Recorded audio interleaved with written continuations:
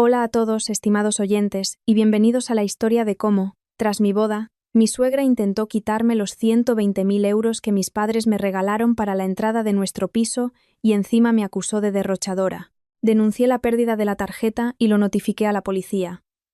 Al día siguiente me llamó 56 veces. Pero ya era demasiado tarde. La familia Jiménez al completo, sin duda, jamás se lo hubiera esperado. La nuera recién llegada, que apenas había puesto un pie en su casa. No habían pasado ni 24 horas, y yo, esa misma nuera, me atreví a llamar a la policía para que llevara a mi suegra directamente a la comisaría para una detención temporal. Al mismo tiempo, le lancé los papeles del divorcio a la cara de mi marido, un hombre sin carácter, para reclamar hasta el último céntimo de los 120.000 euros, el fruto del sudor y las lágrimas de mis padres. La luz del alba de una mañana de otoño en Madrid se filtraba por las rendijas de las persianas, proyectando vetas de luz tenue sobre las sábanas de satén rojo bordadas con hilos dorados. Abrí los ojos con dificultad, sintiendo el cuerpo entero dolorido, como si me hubieran dado una paliza. Las secuelas de un día maratoniano recibiendo a invitados, caminando de un lado a otro, sonriendo y saludando a cientos de personas en el hotel de bodas del barrio de Salamanca, todavía estaban presentes en cada fibra de mi ser. Me moví con cuidado, sintiendo el silencio sepulcral del piso de mi nueva familia, situado en una callejuela del barrio de Chamberí. Esta era mi primera mañana como esposa, como nuera. Una sensación de extrañeza me oprimía el pecho, pero me dije a mí misma que debía esforzarme por adaptarme. Me levanté sigilosamente de la cama, intentando no hacer ruido para que Mateo, el hombre con el que acababa de casarme oficialmente, pudiera dormir un poco más. Estaba de espaldas a mí, respirando de manera acompasada. Salí de la cama, me puse las zapatillas y caminé de puntillas hacia el tocador de madera de roble que había en un rincón de la habitación. Sobre él había un desorden de polveras, barras de labios y un sinfín de horquillas que la maquilladora había dejado el día anterior. Pero mi mirada se clavó de inmediato en el joyero de terciopelo granate, cuidadosamente colocado en el segundo cajón. No era un joyero cualquiera. Dentro de esa suave tela se guardaba todo el amor, el sudor, las lágrimas y el esfuerzo de toda una vida de mis padres. Mis padres, originarios de un pueblo de Castilla-La Mancha, habían trabajado la tierra toda su vida, sol a sol, ahorrando para comprar una pequeña parcela en las afueras. Cuando se acercaba la boda de su hija, decidieron vender la mitad de esa tierra, ingresaron todo el dinero en una cuenta de ahorros y me abrieron una cuenta bancaria a mi nombre con su tarjeta correspondiente, exactamente 120.000 euros. La noche antes de la boda, mi madre me cogió la mano con fuerza, metió la tarjeta en el joyero junto con una gargantilla de oro y me dijo con los ojos llorosos que ese era mi capital para defenderme en la vida, para que al entrar en casa ajena tuviera voz propia y nadie pudiera menospreciarme. Con cuidado, abrí el cajón, levanté el joyero de terciopelo y una sensación de ligereza inesperada hizo que mi corazón diera un vuelco. Abrí apresuradamente el cierre de latón y la tapa saltó. La gargantilla de oro seguía allí, intacta, pero en la ranura destinada a las tarjetas, mi tarjeta bancaria de color verde esmeralda, que contenía mis 120.000 euros, había desaparecido por completo. Me quedé atónita, parpadeando una y otra vez, levantando el forro de terciopelo para ver si la tarjeta se había caído al fondo. No había nada. Abrí los demás cajones, revolví mi neceser, miré debajo del tocador y busqué por el suelo. Mi corazón empezó a latir con fuerza. Un mal presentimiento se me atascó en la garganta. En esta habitación nupcial, desde anoche hasta ahora, solo habíamos estado Mateo y yo. La puerta había estado cerrada con llave desde dentro. Era imposible que un ladrón hubiera entrado hasta aquí solo para llevarse una tarjeta bancaria, dejando el oro. Me giré bruscamente y caminé a toda prisa hacia la cama. Con la mano helada, sacudí con fuerza el hombro de mi marido. «Mateo, despierta. Levántate ahora mismo, tenemos que hablar». Mateo frunció el ceño, emitió unos gruñidos y abrió los ojos lentamente. Me miró con los ojos entrecerrados. Su rostro somnoliento mostraba una clara molestia por haber sido despertado tan temprano. «¿Qué pasa? ¿Por qué tanto alboroto? Apenas amanece. Déjame dormir un poco más. Ayer acabé agotado con tanto vino». Me erguí, con los brazos cruzados sobre el pecho, y mi voz, aunque intentaba contener el temblor, sonó cortante. «¿Dónde está mi tarjeta bancaria?» «La que estaba en el joyero». En el tocador. Anoche, antes de dormir, la guardé yo misma. Ahora he ido a mirar y no está. Al oír las palabras tarjeta bancaria, la somnolencia desapareció del rostro de Mateo al instante. Se incorporó de golpe, se rascó la cabeza, pero su mirada era esquiva, perdida en dirección a las persianas. Su actitud era tremendamente artificial. Tragó saliva, carraspeó y respondió con un volumen más bajo de lo normal. No sé nada de eso. Son tus cosas. Tú sabrás dónde las guardas. No me preguntes a mí. Seguro que la has dejado en otro sitio, o se te ha caído en el bolso. Luego, con calma, la buscas bien. Le miré directamente a los ojos, tratando de captar su mirada. La decepción empezó a invadirme. Llevábamos más de un año de novios antes de casarnos. Mateo siempre se había mostrado como un hombre honesto y sencillo, pero su comportamiento actual delataba un torpe intento de ocultar algo. No me mientas. Anoche, cuando me estaba quitando las joyas, estabas a mi lado. Incluso me dijiste que lo guardara todo bien, para que no se perdiera nada. Esta habitación ha estado cerrada toda la noche, aparte de ti y de mí. ¿Quién podría haber entrado? Si has cogido tú la tarjeta, devuélvemela ahora mismo. Es el dinero del sudor y las lágrimas de mis padres. No quiero que juegues con eso. Mateo empezó a ponerse nervioso. Se frotó la cara. Cogió el móvil de la mesita de noche. Tecleó algo sin sentido y volvió a dejarlo. Suspiró profundamente, pero seguía sin mirarme a los ojos. ¿Qué ocurrencia la tuya? ¿Para qué iba a coger yo tu tarjeta? Yo no la tengo, y tú sigues montando un escándalo. Como te oiga mi madre. Nos va a echar una buena bronca. Tus primeros días como nuera deberías guardar un poco las formas. Las palabras de Mateo fueron como echar más leña al fuego. No solo no ayudaba a su esposa a encontrar algo tan valioso, sino que además usaba a su madre para amenazarme.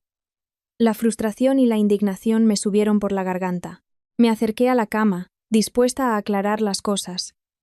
No podía permitir que una suma de dinero tan grande desapareciera de forma tan absurda en mi propia casa. Justo cuando iba a hablar, un sonido seco vino de la puerta. El pomo giró con fuerza, y la puerta de nuestra habitación nupcial se abrió de golpe, sin que nadie hubiera llamado antes. Quien entró no era otra que Pilar, mi suegra. Llevaba una bata de casa de seda con un estampado oscuro. Su rostro era severo, y sus cejas arqueadas le daban un aire autoritario. Su mirada me recorrió con una frialdad que me heló la sangre, antes de detenerse en Mateo, que estaba sentado en la cama con la cabeza gacha. El hecho de que mi suegra abriera la puerta de la habitación nupcial de su hijo y su nuera sin llamar a primera hora de la mañana, me dejó tan perpleja que no supe cómo reaccionar. El concepto de privacidad parecía no existir en aquella casa. Pilar entró lentamente hasta el centro de la habitación, se cruzó de brazos, y con una voz de superioridad, articulando cada palabra, rompió la tensa atmósfera que se había creado entre nosotros. No hace falta que busques más.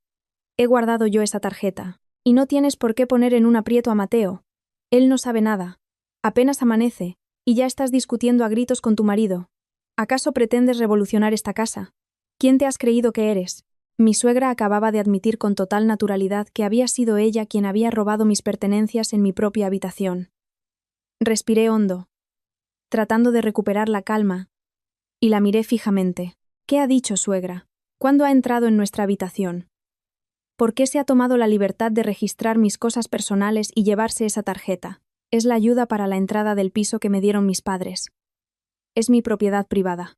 Pilar esbozó una sonrisa despectiva. Metió la mano en el bolsillo de su bata de seda, sacó un papel doblado en 4 y lo arrojó con fuerza sobre el tocador. Justo delante de mí, el papel cayó y se desdobló. Eché un vistazo. Era el extracto de mi tarjeta de crédito personal de los 2 meses anteriores a la boda. El extracto detallaba mis gastos en ropa, cosméticos, un bolso de marca que me había regalado a mí misma tras un gran proyecto en el trabajo, y el coste de un viaje con mis amigas íntimas antes de casarme. Abre bien los ojos y mira esto, dijo Pilar, señalando el papel, con un tono cada vez más duro y cargado de crítica. Esto es lo que encontré por casualidad en tu bolso el otro día mientras ordenaba el salón. ¿Ves lo derrochadora que eres? Marcas de lujo, cosméticos caros, y encima de viaje y de fiesta por ahí, una chica que aún no se ha casado, y que gasta el dinero como si fuera agua, sin saber ahorrar para el futuro. ¿Pretendes traer esa costumbre de señorita de manos rotas para arruinar a esta familia? Apreté los puños con fuerza, clavándome las uñas en las palmas de las manos para no estallar. Aquella ofensa superaba todo lo que podía soportar. El hecho de que hubiera registrado mi bolso a escondidas para mirar mis extractos bancarios ya era una invasión flagrante, y ahora lo usaba como excusa para robar mi tarjeta de 120.000 euros. Suegra, ese es el dinero que yo misma he ganado con mi sudor y mi esfuerzo. Trabajo y tengo un buen sueldo. Gastarlo en mí misma es mi derecho. Que comprara cosas o viajara antes de casarme no tiene nada que ver con las finanzas de esta familia ahora. Y desde luego, eso no le da derecho a coger mi tarjeta bancaria sin permiso. No me vengas con impertinencias y réplicas. Pilar me fulminó con la mirada y dio un paso más hacia mí, intimidándome con su postura de superioridad. Desde que has cruzado la puerta de esta casa, como nuera de la familia Jiménez, todo debe seguir las reglas de esta casa. El dinero de la familia lo administran los mayores. Tus padres te han dado 120.000 euros por la venta de un terreno. Una suma tan grande en manos de una derrochadora como tú no tardaría en desaparecer. Yo soy la madre. Y es mi responsabilidad cuidar del patrimonio de vuestro matrimonio, con la excusa de que la nuera podría gastárselo todo. He guardado esa tarjeta. Al entrar en esta casa, el dinero debe estar en manos de la madre para que esté seguro. Tú preocúpate de las tareas del hogar y de tener hijos. El dinero para los gastos mensuales ya se lo daré a Mateo. La lógica retorcida de Pilar me dejó estupefacta. Un cálculo descarado, flagrante y lleno de codicia, envuelto en el pretexto de guardarlo por seguridad y preocuparse por el futuro. Esos 120.000 euros eran el fruto del sudor y las lágrimas de mis padres. Ella no había aportado ni un céntimo, y pretendía arrebatármelos sin más. Apenas una noche después de mi llegada, me di cuenta de que esta familia no me había acogido como a una hija. Solo estaban interesados en el patrimonio que traía conmigo. No había ni el más mínimo respeto. Me giré para mirar a Mateo, mi marido legal, esperando que se levantara y dijera algo justo, que defendiera la verdad y a su esposa. Miré fijamente a Mateo, con los ojos llenos de una mezcla de esperanza e indignación. En ese momento, él era mi único salvavidas en aquella casa extraña y opresiva. Este conflicto podría resolverse si el hombre que estaba en medio de las dos partes actuaba con claridad y firmeza. Sin embargo, en contra de mis expectativas, Mateo seguía encogido en el borde de la cama. Sus manos estaban entrelazadas, jugueteando nerviosamente con el borde de la colcha. No se atrevía a levantar la vista para mirar a su madre, ni tampoco a mirarme a mí a los ojos. La cobardía que emanaba de cada uno de sus gestos hizo que mi corazón se sintiera como si una mano invisible lo estuviera estrujando. Mateo, ¿te vas a quedar ahí sentado escuchando a tu madre decir esas cosas? Le llamé en voz alta, mi tono cargado de frustración. Tú sabes mejor que nadie de dónde vienen esos 120.000 euros. Mis padres tuvieron que vender con gran pena la tierra que les dejaron sus abuelos, solo para que yo tuviera un pequeño capital y pudiera empezar una familia contigo con tranquilidad.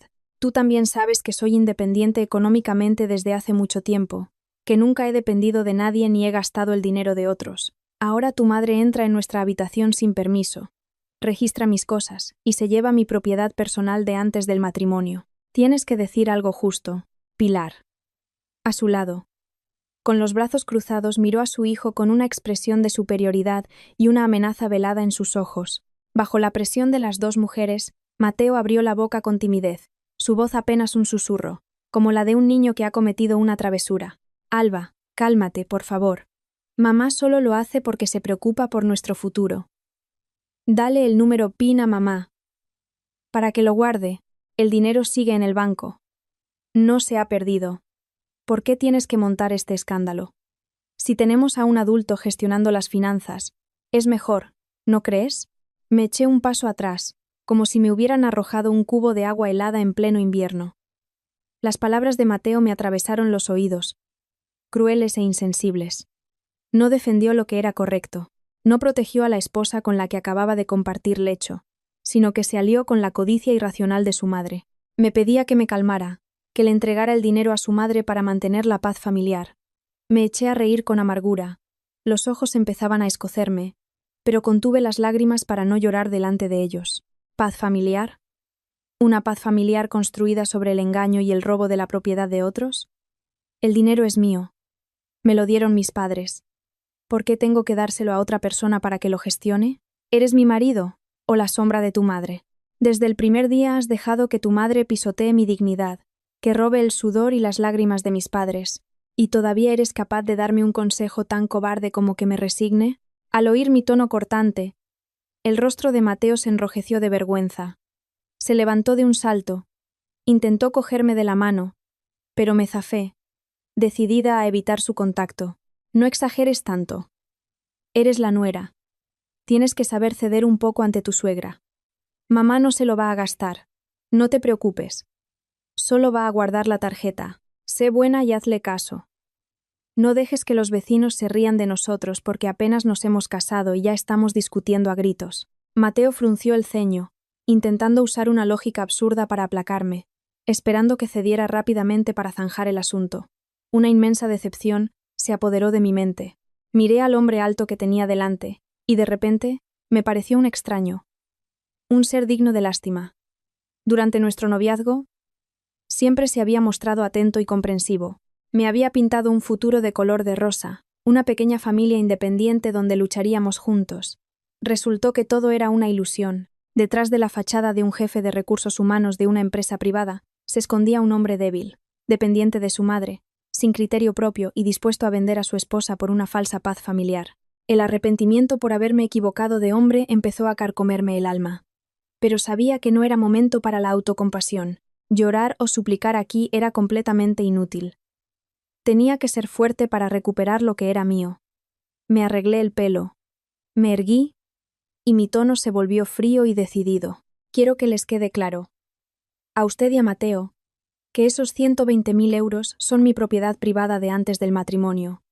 No tengo ninguna obligación de dárselos a nadie para que los gestione. Por favor, devuélvame la tarjeta bancaria ahora mismo. Si no me la devuelve, encontraré la manera de recuperarla por mi cuenta. Dicho esto, pasé por delante de Pilar y salí directamente de la habitación. Necesitaba un espacio más abierto para pensar, para enfrentarme a esa gente calculadora. No podía quedarme atrapada en ese pequeño dormitorio, soportando la presión de madre e hijo. Salí rápidamente del dormitorio y me dirigí al amplio salón de la casa. Era una vivienda de estilo antiguo, con un juego de sofás de madera oscura y labrada, y un imponente crucifijo de plata que presidía la estancia. Normalmente ese espacio transmitía una sensación de calidez tradicional, pero en ese momento me resultaba asfixiante y amenazador. Me dejé caer en un sillón individual, respirando hondo para calmar los latidos acelerados de mi corazón. Menos de 5 segundos después, Pilar me siguió al salón con paso firme, sus tacones resonando con fuerza en el suelo de baldosas, una clara muestra de su enfado. Mateo la seguía cabizbajo, con el rostro desencajado. La discusión ya no se limitaba a las 4 paredes del dormitorio, sino que se había extendido al espacio común. Pilar se acercó a la mesita. Se sirvió una copa de licor de hierbas, se la bebió de un trago, y la dejó con un golpe seco sobre la bandeja de plata.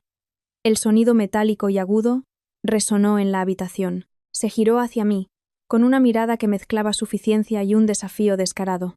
¿Con quién te crees que estás tratando en esta casa? ¿Piensas que por no darme el PIN la tarjeta sigue siendo tuya? Si eres tan lista, ve y recupérala. Dicho esto, Pilar metió la mano bajo su bata de seda, en la ropa que llevaba debajo, y sacó un pequeño trozo de plástico rígido. Lo sujetó entre 2 dedos. Lo levantó a la altura de su cara y lo agitó en mi dirección. Al verlo sentí que la sangre me hervía y me subía a la cabeza.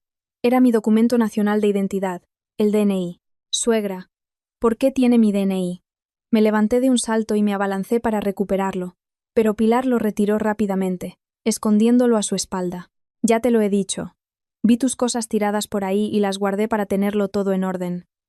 Tu DNI también lo tengo yo. No intentes hacer nada a mis espaldas. Pilar sonrió con desdén.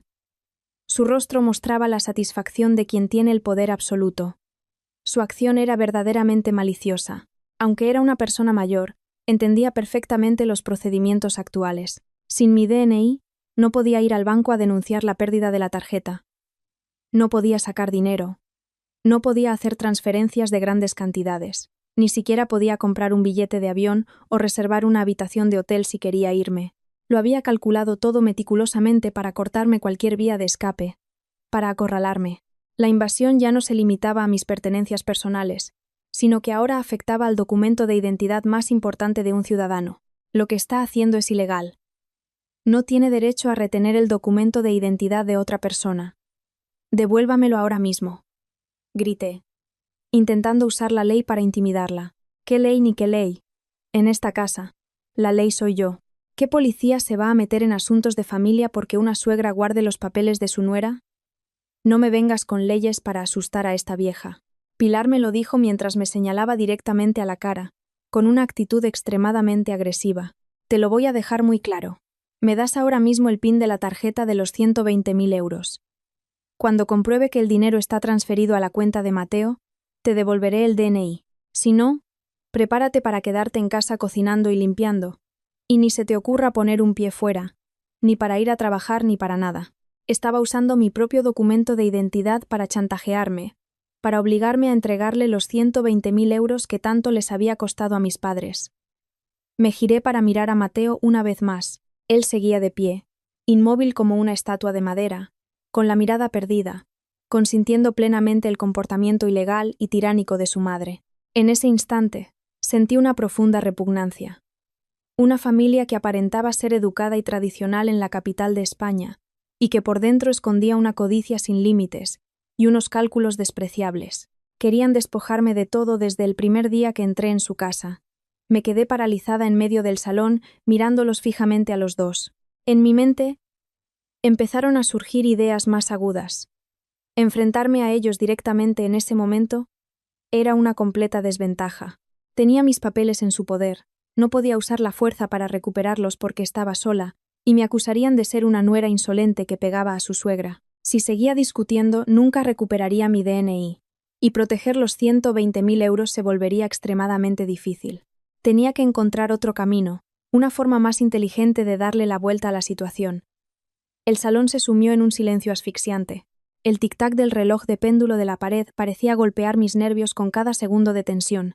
Al darme cuenta de que la situación era completamente desfavorable, con mi documento de identidad más importante en su poder, me dije a mí misma que debía mantener la calma y no dejar que la ira arruinara un plan mayor. Con gente codiciosa y obstinada como Pilar y su hijo, la confrontación directa no daría resultados. Decidí cambiar de táctica. Iba a interpretar el papel de una nuera débil, sumisa y doblegada ante la autoridad de la familia política. Respiré hondo y relajé lentamente los hombros tensos. Me obligué a bajar el tono de voz. Bajé la mirada al suelo, mostrando una actitud de humildad y obediencia. Si usted lo dice, suegra, pues así será. Acabo de llegar. No conozco las costumbres de la familia. Le pido que me disculpe. Si usted y Mateo han decidido que quieren guardar ese dinero para el futuro, y si me presiona tanto, no me queda más remedio que ceder. Le daré el PIN. Al oírme decir eso, el rostro de Pilar se relajó al instante. Sus cejas arqueadas se suavizaron, y una sonrisa de triunfo apareció en sus labios finos. Se acercó, me dio unas palmaditas en el hombro, y su tono de voz cambió rápidamente, volviéndose dulce, como el de una madre cariñosa. Así me gusta, mi niña. Si hubieras sido así de obediente desde el principio, la casa estaría en paz, ¿no crees? Guardo el dinero para vosotros. ¿Cuánto crees que come esta vieja para que te preocupes tanto? Venga, ¿cuál es el PIN? Dímelo para que lo apunte. Mateo, a su lado, también soltó un suspiro de alivio.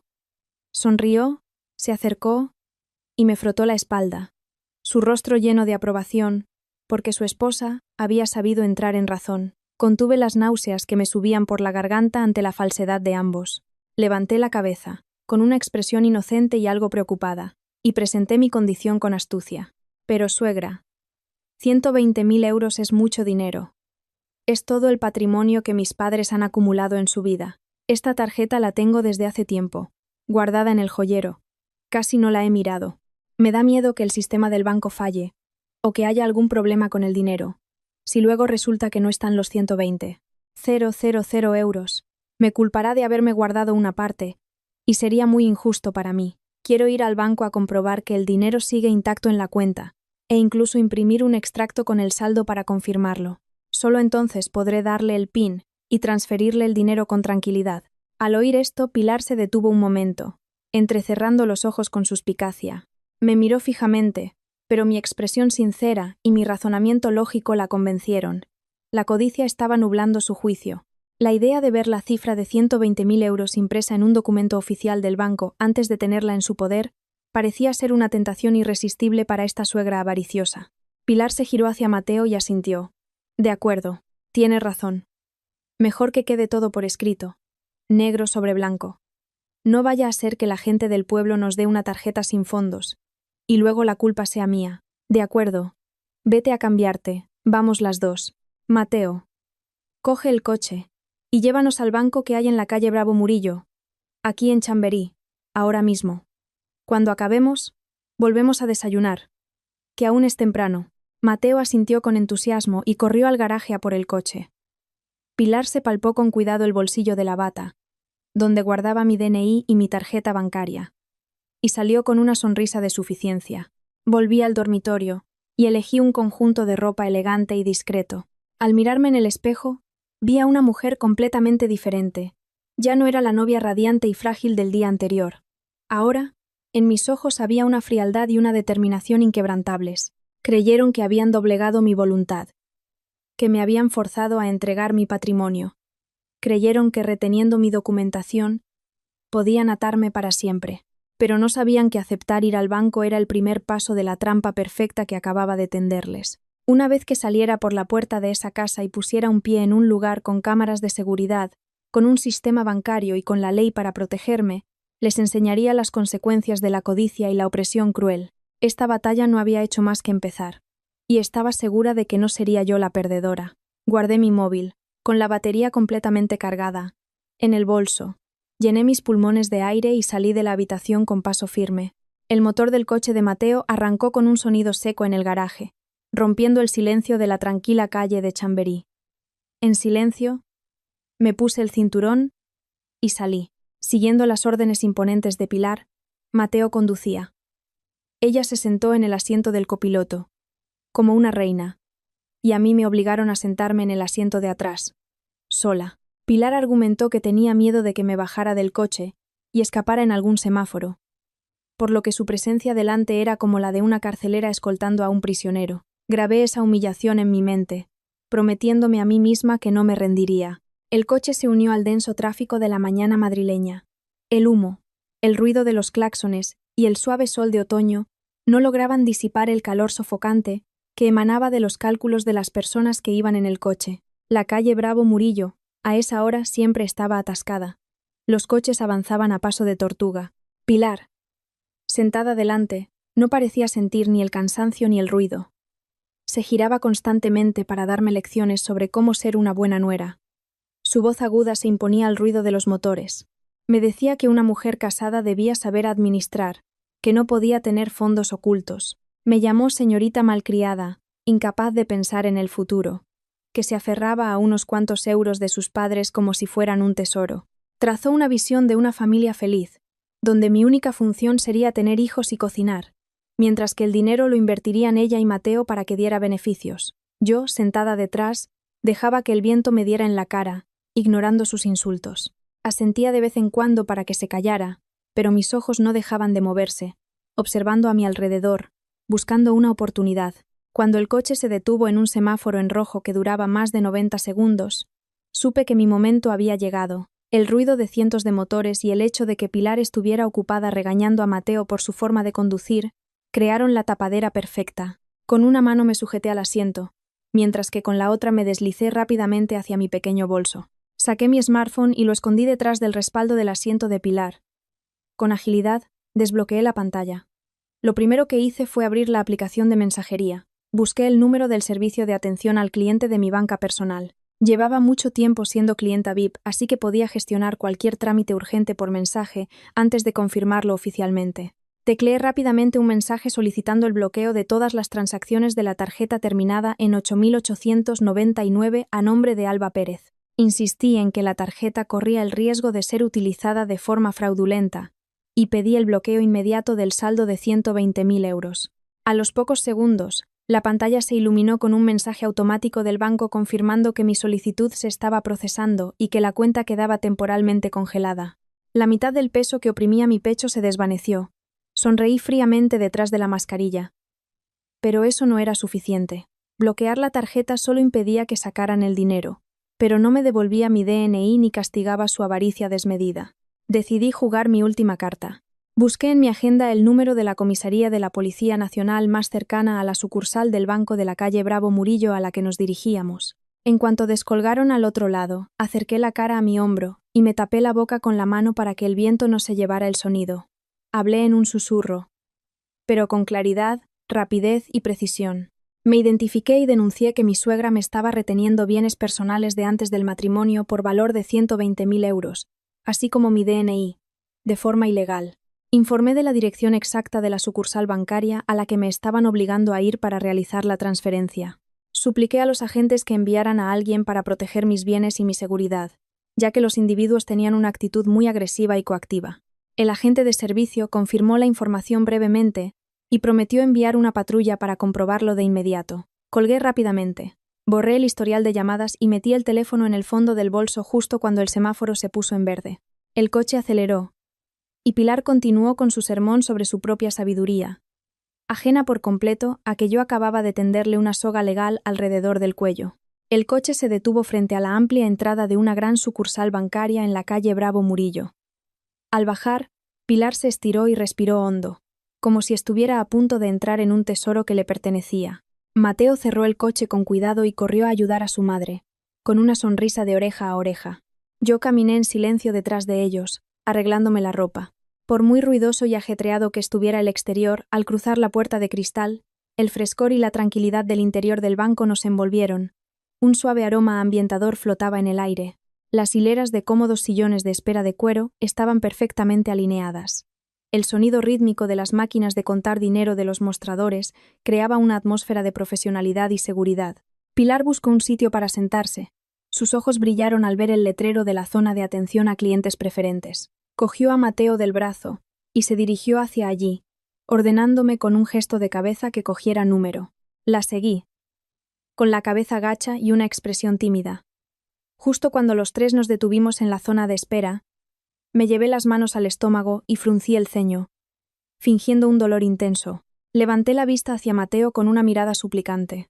Mateo, no he comido nada desde esta mañana, y el viaje en coche me ha revuelto el estómago. Tengo un dolor terrible. Esperadme aquí un momento, por favor. Tengo que ir al servicio urgentemente. No aguanto más. En cuanto vuelva, vamos juntos al mostrador.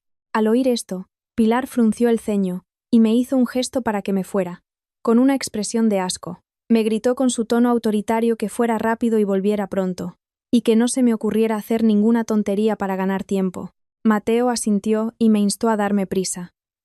Incliné la cabeza en señal de obediencia, di unos pasos hacia atrás y me dirigí rápidamente hacia el pasillo que llevaba a los aseos. Pero en cuanto me oculté detrás de un gran biombo de madera que separaba la zona de los cajeros automáticos, cambié de dirección. No entré en los aseos, sino que giré hacia la zona de atención VIP, en un rincón más apartado, donde una empleada esperaba sin clientes. Me acerqué al mostrador y me senté con decisión en una de las sillas giratorias. La empleada me saludó con una sonrisa profesional. La miré directamente a los ojos, recuperando la confianza y la agudeza de la jefa de equipo que era en mi día a día. Le expliqué la situación con claridad y precisión. Le informé de que era la titular de la cuenta terminada en 8.899 y que acababa de solicitar por mensaje el bloqueo urgente por sospecha de robo de la tarjeta. Ahora estaba allí en persona para tramitar la denuncia de pérdida definitiva de la tarjeta y solicitar un extracto de saldo como prueba para proteger mis bienes. La empleada, al oírme, se puso seria y empezó a teclear en su ordenador. Me pidió el DNI para verificar mi identidad. Con calma, saqué el móvil y abrí la aplicación oficial con mi DNI digital. Le expliqué claramente que mi documento físico estaba siendo retenido ilegalmente por un familiar con la intención de apropiarse de mi dinero. Solicité al banco que aceptara mi identificación digital, válida según la ley, para proteger mis derechos legítimos. La empleada asintió, comparó cuidadosamente mi rostro con la foto del sistema, verificó las medidas de seguridad y el número de identificación. El trámite fue increíblemente rápido y sencillo. En menos de 5 minutos, el sonido de la impresora rompió el silencio. La empleada puso delante de mí un extracto sellado por el banco, confirmando que los 120.000 euros estaban intactos. Junto a él, un documento que certificaba que la tarjeta física había sido cancelada permanentemente en el sistema. Cualquier transacción de retirada o transferencia quedaba totalmente invalidada. Firmé rápidamente los documentos y guardé con cuidado el extracto en mi bolso, pegado a mi cuerpo. Una sensación de alivio recorrió todo mi ser. Mi patrimonio estaba completamente a salvo. Todos los intentos de mi suegra y mi marido por conseguir el PIN eran ahora inútiles. La trampa se había cerrado perfectamente. Y ahora era el momento de salir y disfrutar del mejor acto de la obra. Salí tranquilamente de la zona de atención VIP, con una expresión serena, como si nada hubiera pasado. En la zona de espera general, Pilar caminaba de un lado a otro como una hormiga en un hormiguero en llamas. Sus ojos buscaban frenéticamente por todas partes. Al verme aparecer desde una dirección opuesta a la de los aseos, la sospecha en su rostro estalló en un ataque de ira. Pilar se abalanzó sobre mí con pasos pesados. Su mano áspera se extendió para agarrarme por el cuello de la camisa, pero yo me aparté rápidamente, esquivándola. ¿Dónde has estado todo este rato? Dijiste que ibas al servicio. ¿Por qué sales de ese rincón? ¿Qué estabas tramando a mis espaldas? Gruñó Pilar, con la cara enrojecida por la ira. Las arrugas de su frente se juntaron, dándole un aspecto feroz. Mateo corrió detrás de su madre, con cara de no entender nada. Me erguí, con los brazos relajados a los costados, y miré a Pilar con lástima. Señalé con la barbilla hacia el mostrador principal, y hablé con una voz lo suficientemente alta como para que algunos de los presentes pudieran oírme. Después de ir al servicio, pasé por el mostrador para hacer una gestión. Ya no hace falta que guarde esa tarjeta, suegra. Tampoco necesita saber el PIN. Acabo de tramitar la denuncia de pérdida y el bloqueo permanente de la cuenta de los 120.000 euros. Ahora, esa tarjeta que tiene en el bolsillo de su bata es solo un trozo de plástico sin valor. Puede tirarla a la basura, que nadie se molestará en recogerla. Al oír eso, la cara de Pilar pasó de un rojo intenso a un pálido ceniciento. Sus ojos se abrieron como platos, y su boca se quedó abierta, sin poder articular palabra. Torpemente, metió la mano en el bolsillo de su bata, sacó la tarjeta verde esmeralda, la miró fijamente, y luego me miró a mí como si fuera un monstruo. Tardó varios segundos en procesar la terrible información que acababa de recibir. El dinero, sus sueños de riqueza, el poder de controlar a su nuera, todo se había desvanecido en un instante. La decepción más absoluta se convirtió rápidamente en una locura incontrolable. ¡Cielo santo! ¡Que venga todo el mundo a ver a esta nuera desalmada!, gritó Pilar de repente. Su voz estridente resonó por todo el vestíbulo del banco. El sonido ensordecedor hizo que todos los que estaban realizando sus gestiones se giraran sobresaltados. Y no se detuvo ahí. Pilar se arrodilló de repente en el frío suelo de baldosas. Se tiró al suelo, golpeando el piso con las manos y pataleando en el aire como una niña pequeña haciendo una rabieta. Su bata de seda se arrugó, su pelo se despeinó. La imagen de la suegra distinguida de todos los días desapareció por completo, reemplazada por la de una maleducada montando un numerito en público. Mientras se revolcaba, lloraba a gritos, con la cara llena de lágrimas y mocos. «Me ha engañado. Se ha casado con mi hijo para robarle a la familia. Ha planeado llevarse todo el dinero y ha bloqueado la tarjeta para escapar. Mi marido y yo criamos a nuestro hijo para que ahora esta vida se nos suba a la chepa. ¿Hay alguien que entienda mi sufrimiento?». Las mentiras descaradas salían de su boca con fluidez, con la intención de manipular a la gente y convertirme en la culpable. Mateo se quedó petrificado. La vergüenza se reflejaba claramente en su rostro mientras decenas de pares de ojos se clavaban en su familia. Se agachó rápidamente, tratando de levantar a su madre. «Mamá, levántate, por favor. Estamos en un banco, la gente se va a reír de nosotros. Si haces esto, ¿dónde voy a meter la cara?», murmuraba Mateo, tirando de ella. Pero Pilar se aferraba a la pata de una mesa, negándose a levantarse. Al ver que no podía convencer a su madre, Mateo descargó su ira contra mí. Se acercó, me señaló con el dedo, sus ojos enrojecidos por la furia. «Alba, estás loca. Ves a mi madre llorando y sufriendo así, y te quedas ahí mirando. ¿Quién te ha dado permiso para bloquear la tarjeta? Ve ahora mismo al mostrador. Dile al empleado que la desbloquee y saca todo el dinero para dárselo a mi madre. Rápido, no me obligues a usar la fuerza. Ya has avergonzado bastante a esta familia». Miré a Mateo y esbocé una sonrisa amarga. El último resquicio de afecto conyugal que sentía por él murió con sus palabras. No retrocedí. Le miré directamente a los ojos a ese cobarde, y le dije con voz firme: ¿usar la fuerza? ¿Pegarme en medio del banco? Escúchame bien. El dinero es mío. Y si quiero bloquearlo o desbloquearlo, es mi decisión. Tu madre me ha robado. Ha retenido mis documentos para chantajearme. Y ahora monta este numerito para difamarme. Debería dar gracias de que no la denuncie. No sueñes con que voy a ceder ni un milímetro más. La multitud en el vestíbulo del banco crecía. Los clientes abandonaban sus asientos. Los que estaban rellenando formularios también se detuvieron, formando un círculo alrededor de Pilar y Mateo. Los murmullos y los comentarios no cesaban. Algunos negaban con la cabeza, criticando a la suegra maleducada. Otros me señalaban a mí, juzgándome como una nuera terrible. Decenas de móviles se alzaron. Los flashes parpadeaban sin cesar para grabar y hacer fotos. El incidente se convirtió rápidamente en un espectáculo gratuito en pleno centro de la ciudad. 2 guardias de seguridad del banco, con sus uniformes azules, corrieron hacia nosotros. Intentaron dispersar a la multitud, pidiendo a Pilar que mantuviera la calma, y nos invitaron a salir para no interrumpir el funcionamiento del banco. Pero Pilar, en plena rabieta, les apartó de un manotazo, tirando al suelo la gorra de uno de ellos. Gritó aún más fuerte, desafiando a los guardias a que la tocaran. La situación se volvió caótica. Mateo, impotente, suplicaba: «Por favor, no graben». Pero nadie le hacía caso. En el punto álgido del desorden, el sonido de una sirena de policía resonó desde el exterior.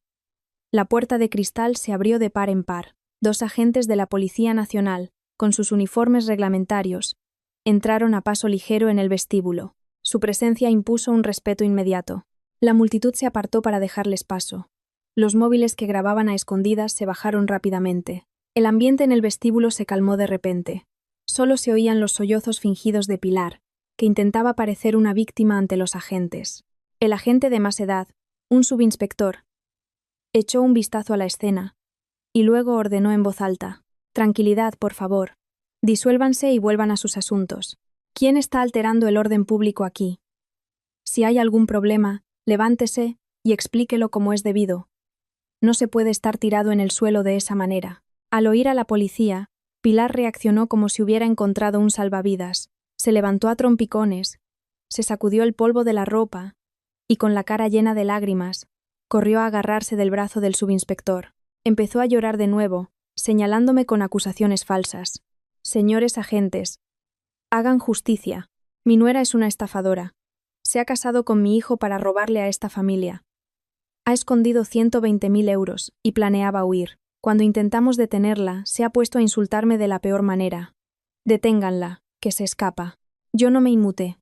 Me arreglé la ropa, di 2 pasos al frente y me coloqué frente a los agentes. Mi actitud era serena y segura, en claro contraste con el melodrama de Pilar. Hablé con voz clara y firme, articulando cada detalle para que todos los presentes pudieran oír la verdad. «Señores agentes, soy la persona que llamó a la comisaría hace un momento para denunciar este asunto. Me llamo Alba Pérez. La mujer que está gritando y calumniándome es mi suegra. La verdad es todo lo contrario de lo que ella dice. Esta mañana entró a escondidas en mi dormitorio, registró mis cosas y robó mi tarjeta bancaria, que contiene 120.000 euros, un regalo de mis padres antes de la boda.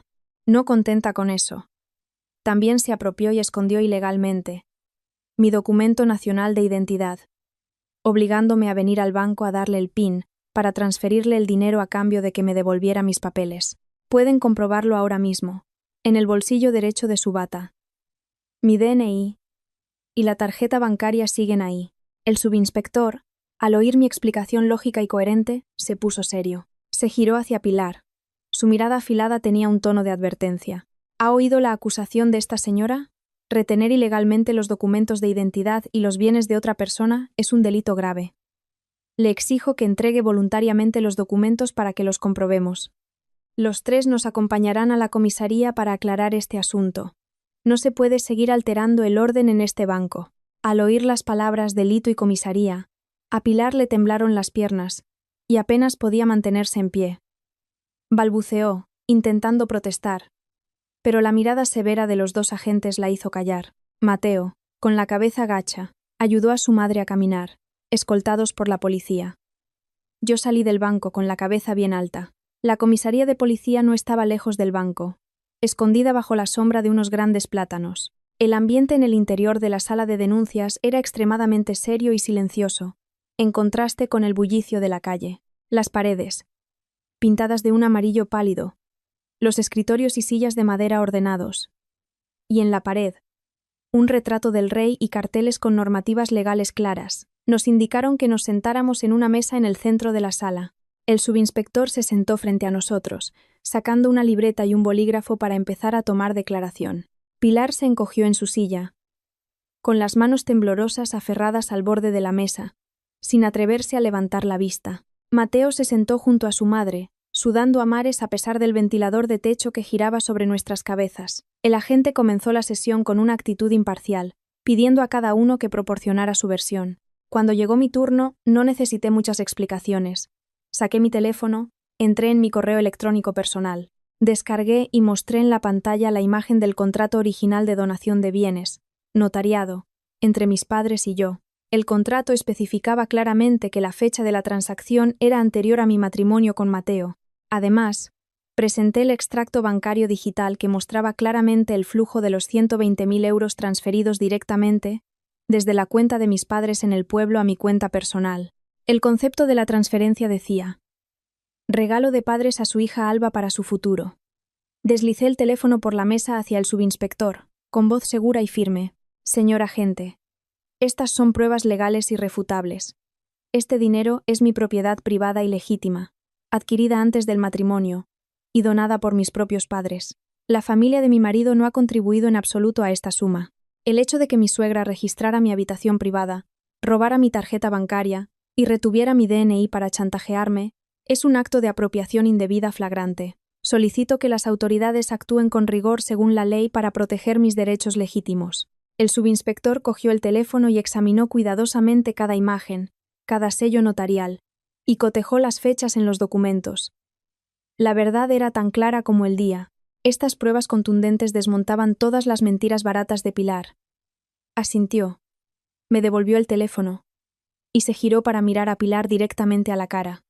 La voz del agente de la ley resonó con severidad, cargada con el peso de la autoridad. El asunto está claro. La señora Pérez ha proporcionado toda la documentación que acredita su propiedad privada y legítima. Señora Pilar, el hecho de que usted haya invadido la privacidad de su nuera y se haya apoderado de su tarjeta bancaria tiene indicios de un delito de apropiación indebida. Además, retener el DNI de otra persona es una infracción grave de la ley, que puede ser sancionada con una multa administrativa elevada. Su intención de utilizar los documentos de la señora Pérez para obligarla a entregarle sus bienes constituye una coacción. Si hubiera logrado apropiarse de una suma tan grande, podría enfrentarse a un proceso penal y a una pena de prisión. Es consciente de la gravedad de sus actos.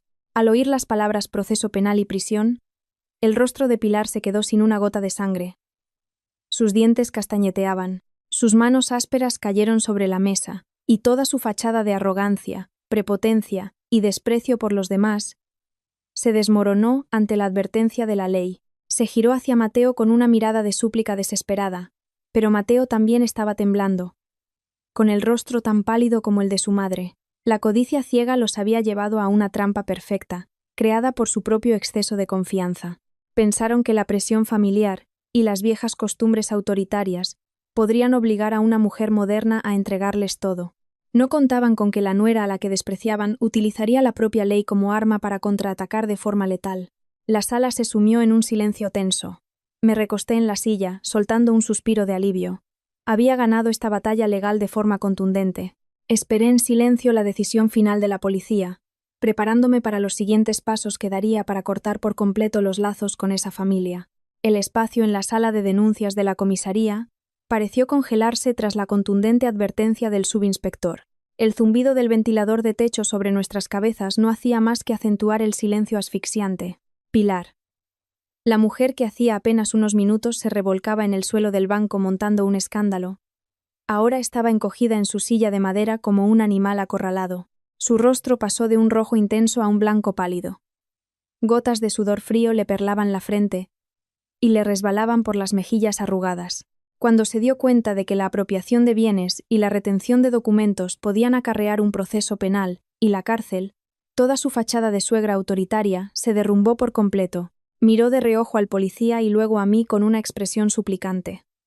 Sus manos ásperas temblaban mientras las juntaba delante del pecho, y empezó a recurrir al llanto. Esta vez no eran gritos de rabieta, sino sollozos ahogados y gemidos, en un intento de parecer una anciana frágil e ignorante. Señor agente, por favor, tenga en cuenta las circunstancias de mi familia.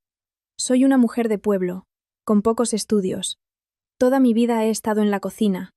No entiendo de leyes como ustedes. Juro por Dios que no tenía intención de robar ni de quedarme con el dinero de mi nuera. Acaba de llegar a casa. Lleva solo un día con nosotros. Vi que era joven e inexperta para manejar una suma tan grande como 120.000 euros. Tenía miedo de que lo perdiera o lo derrochara. Por eso lo guardé. Solo quería lo mejor para ellos. Preservar su hogar. Esta vieja, con un trozo de pan le basta. ¿Para qué quiero yo 120.000 euros? Por favor, sea indulgente y perdóneme esta vez. Mateo, a su lado, se apresuró a secundar a su madre. Se inclinó hacia adelante, frotándose las manos sin parar, con un tono de súplica desesperada. Sí, señores agentes, mi madre tiene razón. Esto ha sido solo un pequeño malentendido familiar sobre cómo gestionar el dinero. Mi madre es mayor. Tiene una mentalidad un poco anticuada. Piensa que como suegra tiene derecho a controlar las finanzas de sus hijos. Mi mujer, al ser el dinero que le dieron sus padres, se enfadó y llamó a la policía. Son cosas de casa, se pueden arreglar entre nosotros. Les pido que nos dejen resolverlo en privado.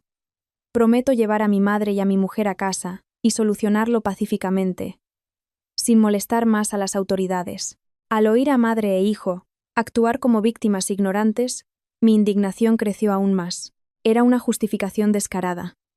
Si yo fuera una chica débil, sin conocimientos legales, tal vez me habrían engañado con sus palabras melosas. Pero yo había visto la oscuridad de sus intenciones. Me erguí, con una mirada fría y penetrante fija en Mateo, y desbaraté sus intentos de excusarse. Mateo, no uses la palabra malentendido aquí. ¿Qué clase de malentendido te lleva a entrar a escondidas en la habitación de tu mujer mientras duerme para registrar sus cosas? ¿Qué malentendido te hace esconder su DNI en lo más profundo de tu ropa para luego usarlo como moneda de cambio y obligarme a darte el PIN de mi cuenta bancaria? Si no hubiera sido lo suficientemente rápida para bloquear la tarjeta, ¿crees que esos 120.000 euros seguirían en mi cuenta o ya estarían en la vuestra? La verdad es evidente. La codicia de tu madre y tu complicidad son innegables. Me giré hacia el subinspector. Mi voz seguía siendo tranquila, pero extremadamente firme. No podía permitir que la compasión entrara en juego en ese momento. Señor agente, no acepto ninguna conciliación. Los asuntos familiares son una cosa, pero cuando se vulneran los derechos de propiedad privada y la libertad de un ciudadano, hay que aplicar la ley. Solicito que la policía actúe conforme al procedimiento, levante acta de los hechos y sancione con rigor la retención ilegal de mis documentos de identidad por parte de mi suegra. Quiero recuperar mi DNI inmediatamente. Si no hay una medida disuasoria adecuada, gente como ella seguirá despreciando la ley y los derechos de los demás. Al oírme, Pilar rompió a llorar a gritos. Sus lágrimas caían a raudales por su rostro arrugado. Pero yo sabía que eran lágrimas de cocodrilo. No lloraba por remordimiento por haber herido a su nuera. Lloraba por miedo a las consecuencias legales que se cernían sobre ella. Mateo me fulminó con la mirada. Su expresión era de reproche y resentimiento. Apretó los dientes y susurró lo suficientemente bajo para que yo lo oyera, acusándome de no tener corazón y de llevar a su madre al límite. Le respondí con una sonrisa amarga.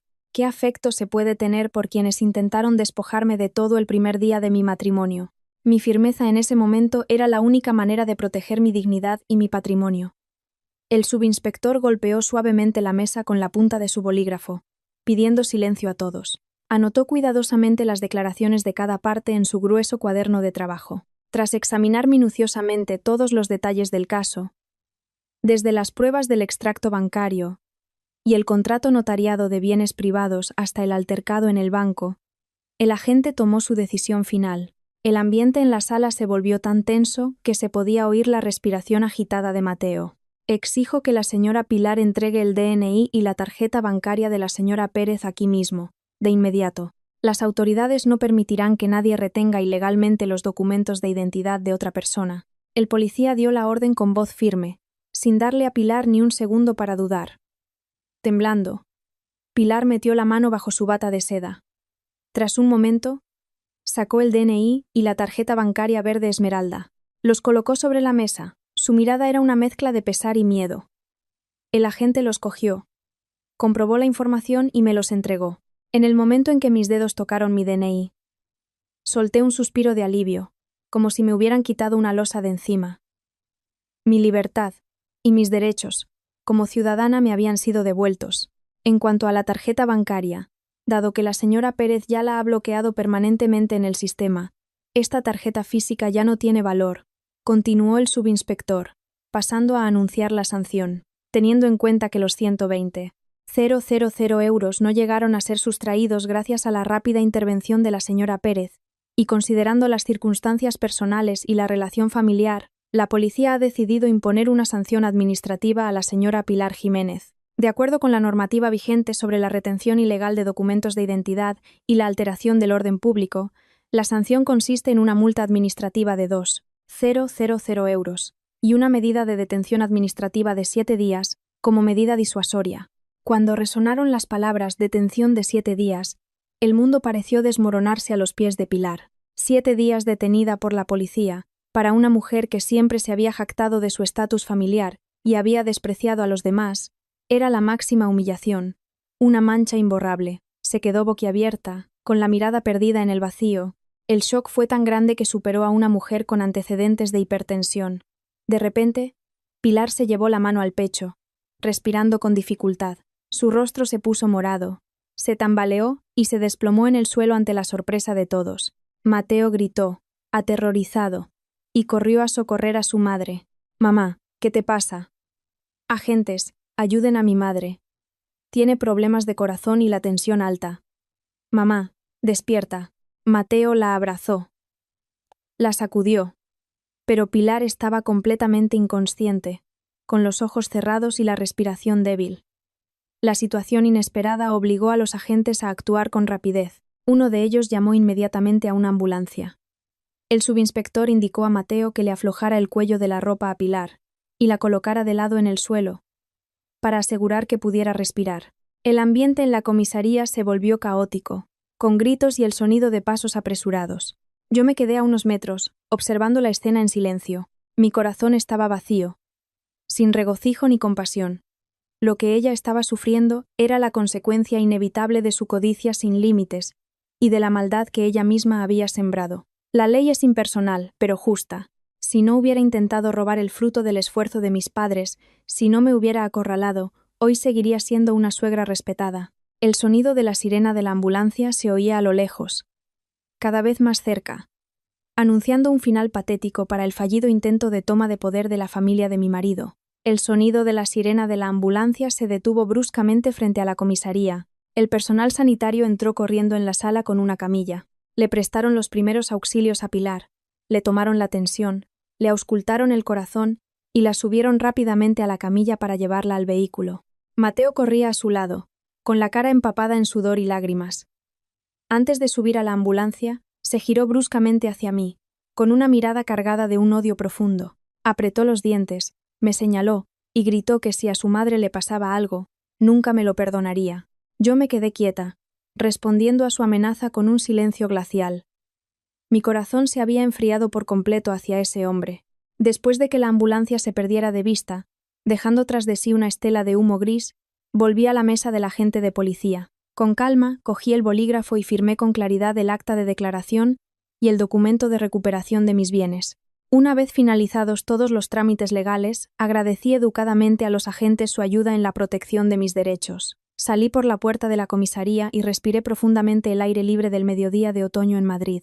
El cielo estaba de un azul intenso, sin una sola nube, en total contraste con la oscuridad de mi matrimonio, que apenas había durado 24 horas. Saqué el teléfono, abrí una aplicación de transporte y pedí un coche para ir directamente a la casa de la Callejuela de Chamberí. No tenía ninguna obligación ni sentimiento que me llevara a correr al hospital a cuidar de la mujer que acababa de intentar robarme. Lo que tenía que hacer ahora era recoger mis cosas y salir de ese infierno lo antes posible. El coche se detuvo al principio de la calle, y caminé a paso ligero hacia la casa. Estaba en silencio. La puerta seguía abierta de par en par, tal y como la habíamos dejado. Subí directamente a la habitación nupcial del segundo piso. Todo estaba igual que por la mañana. Las sábanas rojas y brillantes ahora me parecían chillonas y falsas. Saqué mi maleta grande del armario y, con calma, doblé toda mi ropa, cosméticos y objetos personales y los metí dentro. No me olvidé de recoger todas mis joyas de incluida la gargantilla de oro, y guardarlas a buen recaudo en mi bolso.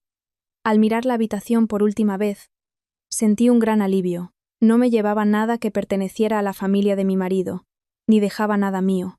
Dejé el juego de llaves de la casa sobre el tocador de roble, cogí la maleta, salí y cerré la puerta con llave. Paré un taxi, subí mi equipaje y le pedí al conductor que me llevara directamente a un complejo de apartamentos de lujo en la zona del Retiro. Era un piso de 2 dormitorios que había comprado a plazos con el dinero que había ahorrado durante años de trabajo. Cuando me casé con Mateo, pensaba alquilar este piso para tener unos ingresos extra y mudarme a vivir con su familia para cumplir con mi papel. Esa decisión equivocada casi me arruina la vida.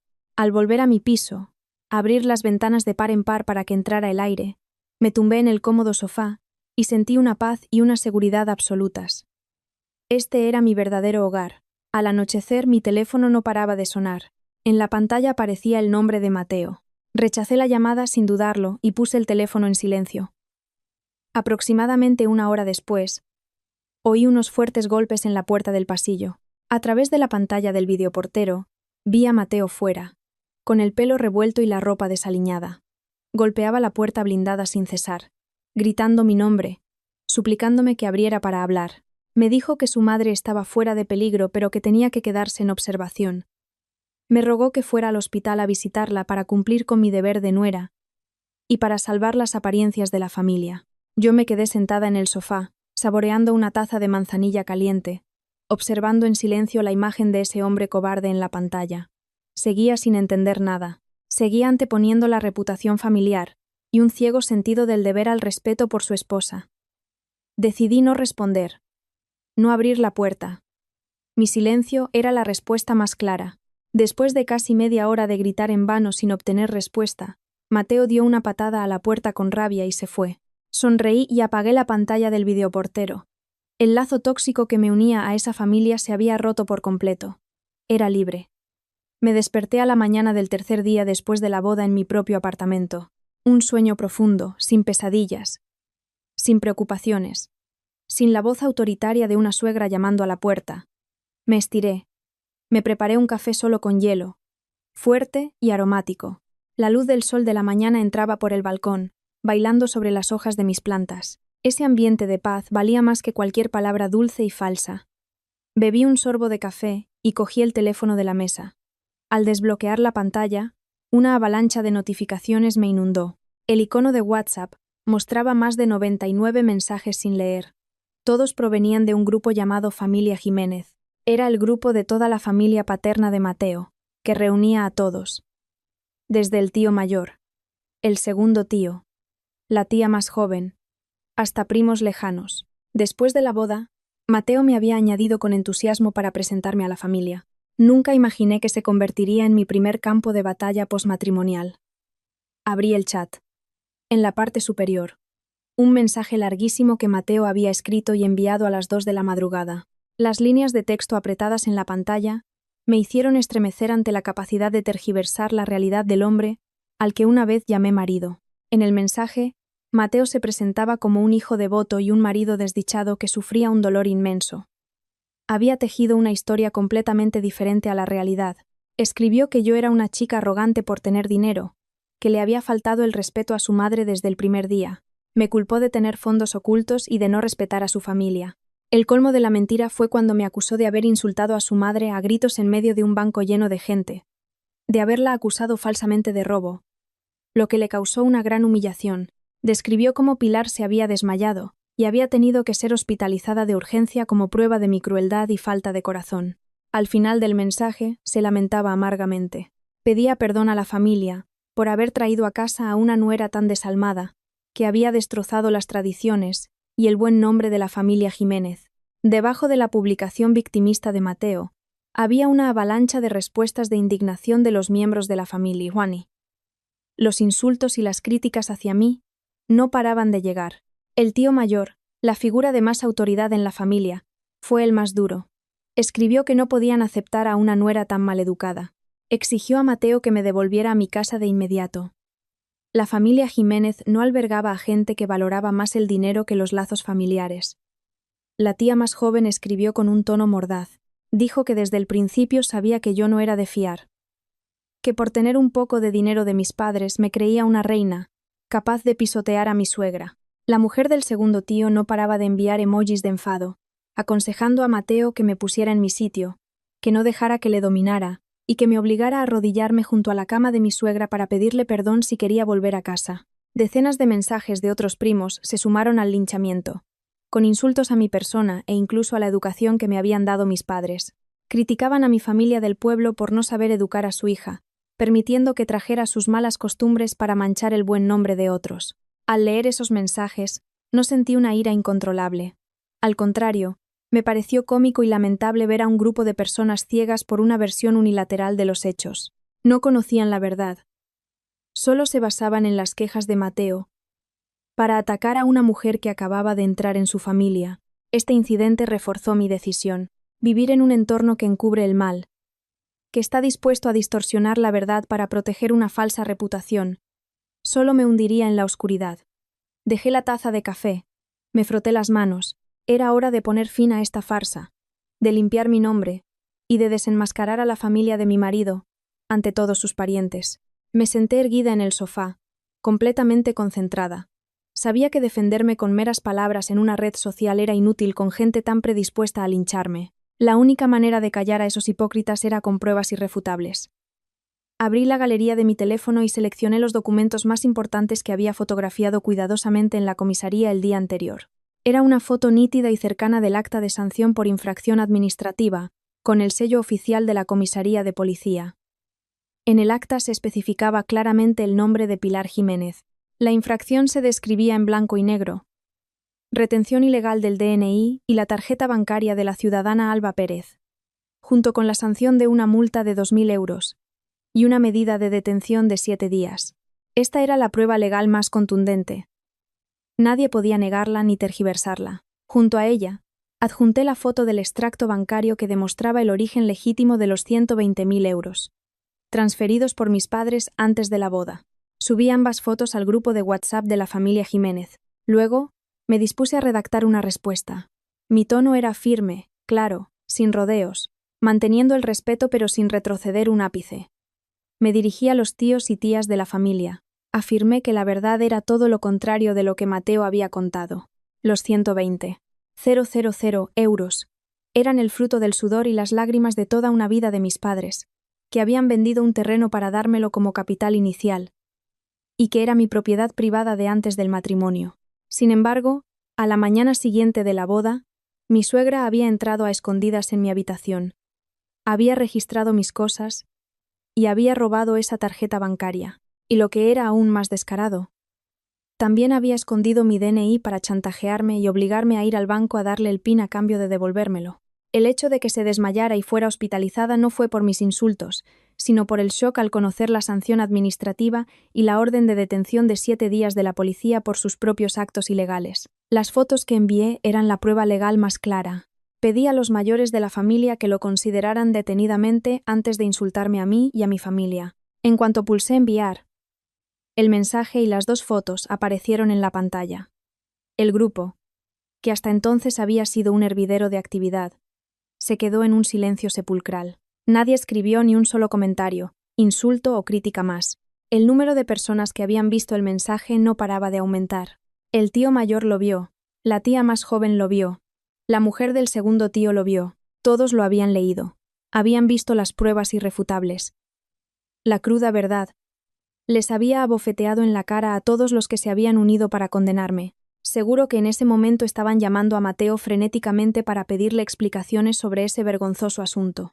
Una suegra que roba a su nuera y es multada por la policía era, en realidad, la verdadera humillación que manchaba el buen nombre de su familia. Mientras el chat de la familia de mi marido se sumía en el silencio, mi teléfono vibró con fuerza. Era una llamada de mi madre.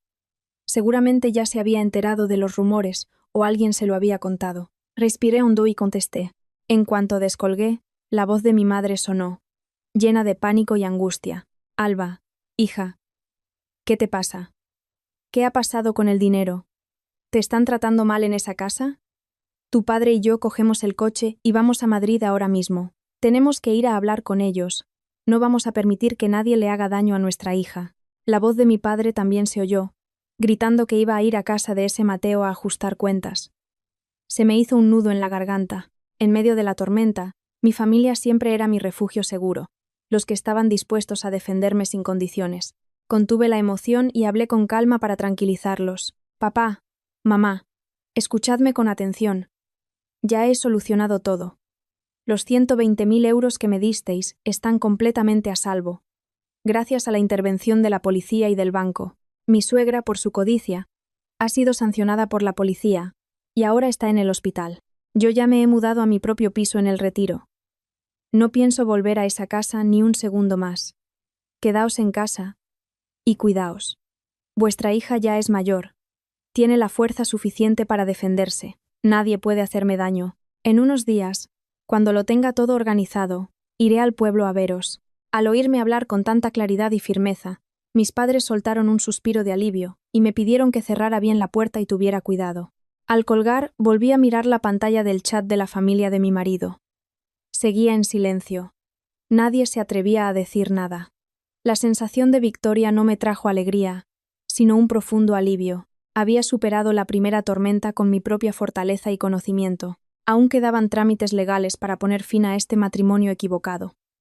Pero sabía que iba por el buen camino. Me levanté, abrí el armario y elegí un traje de oficina elegante. Mañana tenía una cita importante con el abogado, el señor Valdés, para poner punto y final a todo esto. El reloj de la pared marcaba las 3 de la tarde.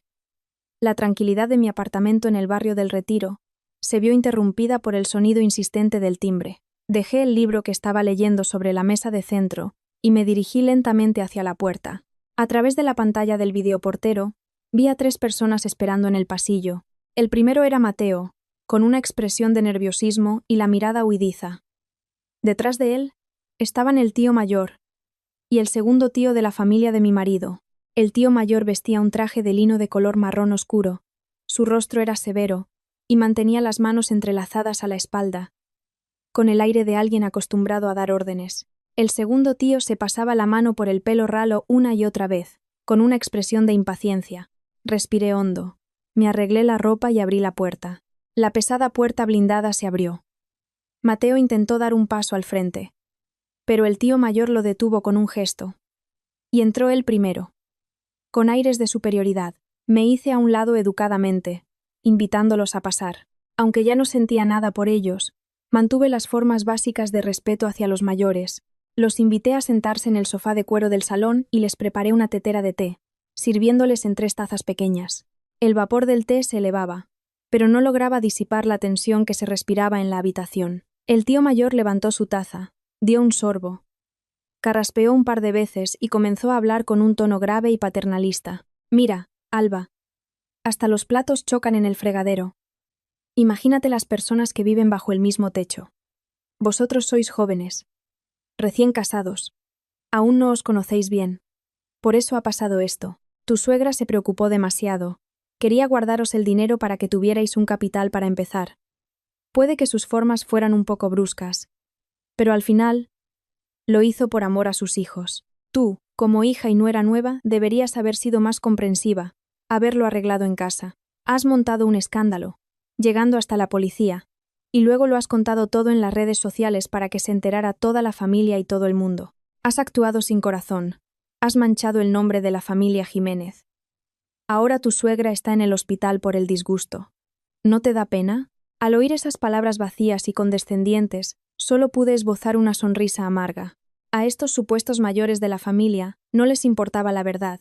No les importaba cómo mi suegra había intentado robarme mis 120.000 euros. Tampoco les importaba que me hubieran retenido ilegalmente mi DNI.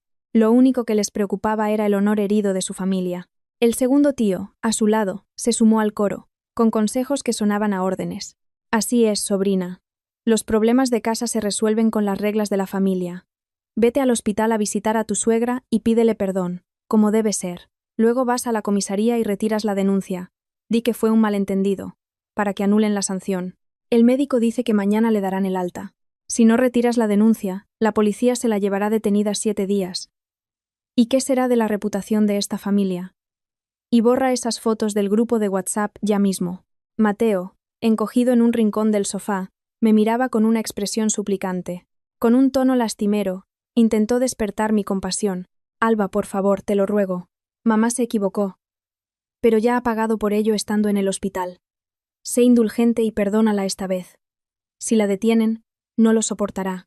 Morirá de vergüenza. Te prometo que a partir de ahora nadie tocará tu dinero. Haz caso al tío y acompáñame al hospital a recoger a mamá. Dejé mi taza de té sobre la mesa con calma. El suave sonido fue suficiente para interrumpir a Mateo. Los miré a todos a los ojos, uno por uno, desde el tío mayor y el segundo tío, hasta el hombre cobarde que una vez fue mi marido. La firmeza de mi mirada los hizo desviar la vista. Incómodos. Hablé con voz clara, firme y contundente, sin darles oportunidad de interrumpirme. Tío, con todo el respeto, hoy les he abierto la puerta de mi casa y les he ofrecido un té, porque les tengo consideración, pero lo que acaban de decir es completamente inaceptable. Permítanme aclarar una vez más. Mi suegra no tenía ninguna intención de guardarme el dinero. Entró a escondidas en mi habitación, robó mi tarjeta bancaria y escondió mi DNI para chantajearme. Si no hubiera recurrido a la ley, esos 120.000 euros, el fruto del sudor y las lágrimas de mis padres, me los habría arrebatado el primer día de mi matrimonio. Eso no es amor, es una codicia sin límites y un delito grave. Hice una pausa, mirando directamente a Mateo, que tenía la cabeza gacha de vergüenza. Y tú, Mateo, ¿cómo puedes mentir así delante de tu familia? Fuiste testigo de todo, de cómo tu madre me presionaba, y te pusiste de su lado. Fuiste al grupo de WhatsApp a tergiversar la verdad, a calumniarme, a llamarme nuera insolente y desalmada. ¿Con qué derecho me pides ahora perdón?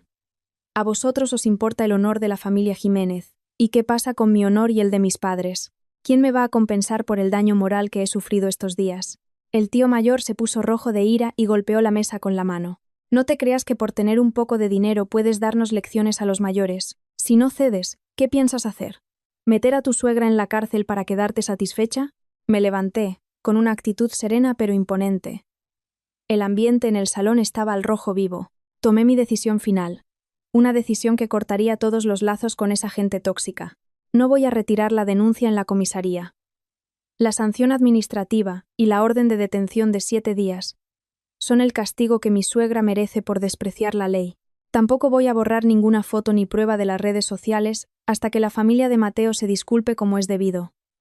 Y lo más importante, les he invitado a venir para comunicarles algo. Mateo y yo nos vamos a divorciar. No puedo vivir con un marido cobarde que tolera el mal, y mucho menos ser la nuera de una familia que solo piensa en robarme. Los 3 hombres se quedaron atónitos. Las 2 palabras nos divorciamos, pronunciadas con calma, cayeron como una losa sobre su orgullo. Mateo se levantó de un salto, con el rostro desencajado, e intentó agarrarme, pero yo retrocedí rápidamente. Ya he dicho todo lo que tenía que decir. Mi decisión es irrevocable. Ahora tengo asuntos personales que atender. Así que, por favor, les pido que se vayan. Me dirigí a la puerta principal. La abrí de par en par y esperé. Mi firmeza les hizo entender que cualquier intento de persuasión era inútil. El tío mayor, enfadado, soltó un bufido, se levantó y salió sin mirarme. El segundo tío negó con la cabeza y lo siguió. Mateo fue el último en salir. Dudó en el umbral, con una mirada de arrepentimiento tardío, pero yo no me inmuté. Cerré la puerta de un portazo y eché los 2 cerrojos. La farsa de la reconciliación forzada había terminado. Ahora comenzaba la batalla legal final para recuperar mi libertad. A la mañana del 4.º día después de la boda, el cielo de Madrid lucía un sol dorado y suave, anunciando un nuevo día brillante. Me desperté más temprano de lo habitual. Planché cuidadosamente mi traje de oficina azul marino. Me recogí el pelo en un moño y me maquillé discretamente. La imagen en el espejo reflejaba a una mujer independiente, segura de sí misma y llena de carácter. Cogí mi maletín de cuero negro, que contenía todos mis documentos de identidad, los extractos bancarios y el acta de la comisaría, y conduje hasta un prestigioso bufete de abogados en el Paseo de la Castellana. El bufete al que me dirigí era el del abogado Valdés, un reconocido experto en derecho de familia y resolución de conflictos patrimoniales. Había concertado una cita con él la tarde anterior. Al entrar en la oficina, con su decoración elegante y profesional, mi ansiedad disminuyó considerablemente. Una amable secretaria me acompañó al despacho privado del abogado Valdés. Era un hombre de unos 40 y tantos años, vestido con un impecable traje gris hecho a medida. Su rostro cuadrado irradiaba inteligencia y firmeza. Tras las presentaciones iniciales, comencé a exponerle todo el asunto con el mayor detalle y lógica posible. Le conté desde la venta del terreno de mis padres para darme los 120.000 euros, hasta el robo de la tarjeta bancaria por parte de mi suegra, la retención ilegal de mi DNI y el clímax de la escena de victimismo y calumnias en el banco, junto con el acta de sanción de la comisaría. Lo expuse todo con claridad, sin omitir ni un solo detalle, y le entregué toda la documentación y las imágenes para que las examinara. El abogado Valdés revisó cada página, sus ojos escrutando cada sello, cada firma. Tras unos 15 minutos de silencio, leyendo el expediente, dejó los papeles sobre la mesa y me miró con admiración. Debo felicitarla por su calma y su brillante manejo de la situación. El hecho de que bloqueara la tarjeta inmediatamente y llamara a la policía en el momento de los hechos fue una jugada perfecta. Gracias a eso, su patrimonio de 120.000 euros está completamente protegido. Basándome en las pruebas que me ha proporcionado, especialmente el contrato de donación notariado antes del matrimonio y el registro de la transferencia, la ley reconoce que esa suma es enteramente su propiedad privada. La familia de su marido no tiene ningún derecho ni obligación sobre ese patrimonio. Al oír la confirmación de un experto legal, solté un suspiro de alivio. El principal problema, el del dinero, estaba resuelto. Sin embargo, mi objetivo al venir aquí no era solo proteger mi dinero, sino también buscar justicia y poner fin a este desastroso matrimonio. Señor Valdés, mi deseo ahora es iniciar los trámites de divorcio lo antes posible. No quiero tener nada que ver con esa familia ni un día más. Además, el hecho de que mi suegra me retuviera el DNI, me chantajeara para que le diera el PIN, y que mi marido me calumniara en las redes sociales, me ha causado un daño moral enorme. Quiero que la ley les haga pagar por sus actos. El abogado Valdés asintió, comprensivo. Cogió una hoja en blanco y empezó a trazar los pasos estratégicos y decisivos. En cuanto al divorcio, dado que no tienen hijos en común ni bienes gananciales, le recomiendo que optemos por un divorcio de mutuo acuerdo. Este procedimiento reducirá al máximo el tiempo de resolución en los tribunales. Si solicita un divorcio contencioso, podría alargarse durante meses, incluso un año, lo que sería agotador para usted.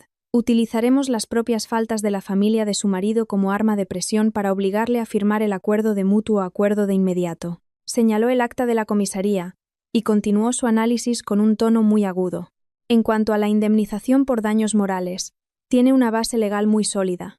La retención ilegal de sus documentos de identidad por parte de su suegra ya ha sido sancionada por la policía. La publicación de información falsa por parte de su marido en el grupo de WhatsApp, que ha dañado su reputación y honor, también es una infracción de la ley. En lugar de iniciar un largo y engorroso proceso civil por separado, le propongo que incluyamos esta reclamación en el acuerdo de divorcio. Puede exigirles una indemnización justa por los daños morales y los honorarios del abogado. A cambio, usted se comprometerá a no denunciar a su marido por calumnias. Es un intercambio legal muy ventajoso para usted en este momento. Escuché atentamente los consejos del abogado Valdés y reconocí la brillantez de su estrategia. No necesitaba prolongar mi sufrimiento con largos litigios civiles. Necesitaba una solución rápida, definitiva y contundente. Reflexioné unos segundos y fijé la cantidad de la indemnización. Estoy de acuerdo con su propuesta. Exijo que la familia me indemnice con la suma de 10.000 euros. Esta cantidad cubre los daños morales por la retención de mis documentos, los insultos a mi honor y los honorarios de su bufete para resolver todo este asunto. Además, mi marido y mi suegra deberán disculparse públicamente en el mismo grupo de WhatsApp en el que me calumniaron. Le pido que redacte inmediatamente un acuerdo de divorcio de mutuo acuerdo con estas condiciones. El abogado Valdés sonrió profesionalmente, apreciando mi determinación. Llamó a su secretaria. Le pidió que trajera un portátil, y se puso a redactar personalmente la solicitud de divorcio de mutuo acuerdo y el acuerdo de indemnización civil. Cada frase legal estaba cuidadosamente elaborada, sin dejar ningún resquicio por el que la familia de mi marido pudiera escabullirse. Firmé mi parte del acuerdo. Con el expediente legal, un arma de poder absoluto, en mis manos, supe que tenía la victoria asegurada en esta batalla por mi dignidad. Agradecí al abogado Valdés y quedé con él para dar el último paso esa misma tarde. Al salir del bufete del abogado, me detuve en un tranquilo restaurante de la calle Serrano para almorzar. La comida me supo deliciosa. Me sentía ligera, llena de energía, al ver que todas mis jugadas salían según lo planeado. Esa tarde, para evitar distracciones mientras pensaba, había puesto el teléfono en modo avión. Ahora, con todos los trámites legales listos, decidí enfrentarme directamente a aquellos que temblaban de miedo. Deslicé el dedo por la pantalla. Desactivé el modo avión y me conecté a los datos móviles. Al instante, el teléfono empezó a vibrar sin parar. El sonido de las notificaciones era como una lluvia torrencial. La pantalla mostraba un número que me hizo sonreír con desprecio. 56 llamadas perdidas, todas del número de Mateo y del de Pilar. Junto a ellas, decenas de mensajes de texto y de voz en WhatsApp, enviados sin cesar. Abrí los mensajes con calma. La actitud de Mateo había cambiado 180 grados desde el día en que me señaló y me insultó en el banco.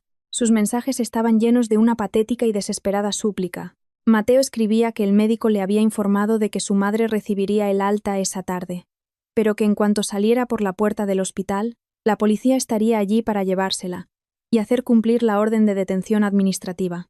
7 días en los calabozos de la comisaría. Toda la familia estaba sumida en el pánico. El tío mayor y el segundo tío habían regañado duramente a Mateo por no saber controlar a su mujer y dejar que avergonzara a la familia. Mateo me suplicaba que le cogiera el teléfono, que fuera a la comisaría a retirar la denuncia, a pedir que le rebajaran la pena a su madre. Prometía servirme como un esclavo para pagarme el favor. Prometía que nunca más dejaría que su madre se metiera en su vida de pareja. El mensaje de voz de Pilar era un susurro débil y fingido. Lloraba y se quejaba, diciendo que era una anciana enferma, que si la encerraban 7 días, seguramente moriría allí. Me pedía perdón por su codicia. Me suplicaba que, por el afecto de un día, la salvara de la cárcel. Escuché los mensajes y los borré sin más. Su arrepentimiento no nacía del reconocimiento de su error, sino del miedo al castigo de la ley. Si cedía y los perdonaba ahora, volverían a las andadas y seguirían oprimiéndome en el futuro. La compasión mal entendida solo alimenta la maldad. En ese momento, el número de Mateo volvió a llamar. Acepté la llamada, me puse el teléfono en la oreja y mantuve una actitud tan fría como el hielo. Alba, por fin me coges el teléfono. Gracias a Dios. ¿Dónde estás? Voy a buscarte ahora mismo. Mamá sale del hospital esta tarde, y la policía está esperando con un coche oficial para llevársela. Por favor, ten piedad, y escribe una carta pidiendo que le rebajen la pena. Me arrodillo si hace falta. La voz de Mateo al otro lado del teléfono estaba rota, entrecortada por los sollozos. No le dejé seguir lamentándose ni un segundo más. Lo interrumpí con una voz firme y clara, articulando cada palabra. Mateo, cálmate y escucha bien lo que te voy a decir. La sanción administrativa y la detención de 7 días de tu madre son una decisión de las autoridades por una infracción contra la libertad de un ciudadano. Aunque yo retirara la denuncia, esa orden de detención no se puede cambiar. Cada uno es responsable de sus actos. La ley no es un juego que se pueda violar, y luego pedir perdón como si nada. El llanto de Mateo al otro lado de la línea se detuvo. Comprendió que ya no había nada que hacer para salvar a su madre del castigo. Te he llamado, no para hablar de perdón, sino para darte una decisión final sobre nuestro matrimonio. El abogado Valdés y yo ya hemos preparado todo el expediente de divorcio de mutuo acuerdo. Te voy a dar 4 condiciones que debes cumplir esta misma tarde si quieres que todo termine en paz. Escucha bien. Respiré hondo y le leí las condiciones una por una, sin dejar lugar a ninguna negociación. Primera condición. Debes firmar inmediatamente la solicitud de divorcio de mutuo acuerdo que he preparado. La división de bienes es sencilla, porque no tenemos bienes gananciales. Segunda condición. Debes transferirme una indemnización de 10.000 euros. Esto es por los daños morales que me ha causado tu madre al retener mis documentos y por tus insultos en las redes sociales, más los honorarios del abogado. Tercera condición. Tu madre y tú debéis escribir una rectificación y una disculpa pública en el grupo de WhatsApp de la familia Jiménez. Y cuarta condición. Tu madre debe cumplir la sanción de detención de 7 días sin montar ningún numerito ni intentar eludirla. Mateo guardó silencio durante un buen rato. Su respiración agitada se oía a través del teléfono. 10.000 euros no era una cantidad pequeña para un jefe de recursos humanos con un sueldo mensual. Y la disculpa pública en el grupo de WhatsApp Era el golpe final a la poca dignidad que le quedaba a su familia. Mateo intentó aferrarse a una última esperanza. Alba, estoy de acuerdo con el divorcio. Pero la indemnización es muy alta. No puedo conseguirla ahora mismo. Y lo de la disculpa en el grupo. ¿Podemos olvidarlo? Por favor, danos una salida. Me eché a reír con frialdad. Su petición era ridícula. La salida os la habéis buscado vosotros mismos. Cuando fuiste a las redes sociales a calumniarme, pensaste en darme una salida. Cuando tu madre me retuvo los documentos para chantajearme con mis 120.000 euros, ¿pensó en darme una salida? Te doy 10 segundos para que lo pienses. Si aceptas, el abogado Valdés y yo llevaremos los papeles al hospital para que los firmes. Si te niegas o intentas negociar algo más, te demandaré por calumnias y nos veremos en los tribunales. Y entonces, la indemnización no será de 10.000 euros. Los 10 segundos pasaron en un silencio tenso. Finalmente, un largo suspiro se oyó al otro lado de la línea, el sonido de la derrota total. De acuerdo. Trae los papeles a la habitación 402, en la planta de cardiología. Firmaré. Sonreí, victoriosa. Colgué y le envié la dirección del hospital al abogado Valdés. Todo estaba listo para el gran final de un matrimonio equivocado. Hacia las 3 de la tarde, el abogado Valdés y yo entramos en el Hospital General de Chamberí. El característico olor a desinfectante me golpeó, trayendo consigo la sensación opresiva de estos lugares. Subimos directamente a la 4ª planta y nos dirigimos al pasillo de cardiología. La habitación 402 estaba frente a nosotros. A través de la pequeña ventana de la puerta, vi a Pilar encogida en la cama. Ya le habían quitado el suero. Vestía un pijama de hospital a rayas azules y blancas, y su rostro estaba demacrado. Mateo estaba ocupado recogiendo sus cosas en una bolsa de viaje. Parecía que ya habían tramitado el alta, y se preparaban para enfrentarse a la orden de detención. Llamé a la puerta 3 veces y entré con confianza. El abogado Valdés me seguía, con su imponente maletín de cuero negro. Nuestra presencia congeló el ambiente de la habitación. Pilar levantó la vista, sobresaltada. Su mirada era una mezcla de odio y miedo. Se aferró a las sábanas y se pegó a la pared, como si quisiera desaparecer. Mateo dejó de recoger sus cosas y se enderezó, con el rostro pálido. El abogado Valdés dio un paso al frente y colocó su maletín sobre la mesita de acero inoxidable junto a la cama. Con voz grave y profesional, rompió el silencio. Buenas tardes, señor Mateo, señora Pilar. Soy el abogado Valdés, representante legal de la señora Alba Pérez en el asunto de la disputa de bienes y el proceso de divorcio con su familia. Según lo acordado por teléfono, hemos traído toda la documentación legal y les pedimos que colaboren para resolver esto rápidamente y evitar más complicaciones legales. Dicho esto, el abogado Valdés sacó de su maletín 3 copias de la solicitud de divorcio de mutuo acuerdo y el acuerdo de indemnización. Extendió los papeles sobre la mesa y colocó un elegante bolígrafo junto a ellos. Señaló los lugares donde había que firmar y le pidió a Mateo que leyera atentamente las cláusulas antes de hacerlo. Mateo se acercó, con la mano temblorosa, y cogió los papeles. Sus ojos recorrieron las frías palabras sobre la disolución del matrimonio, la ausencia de disputas patrimoniales y de hijos en común. Cuando llegó a la cláusula de la indemnización de 10.000 euros y la disculpa pública, sus labios temblaron. Me miró con una expresión de reproche, como si yo fuera una desalmada que los estaba acorralando. Alba, ¿de verdad eres tan cruel?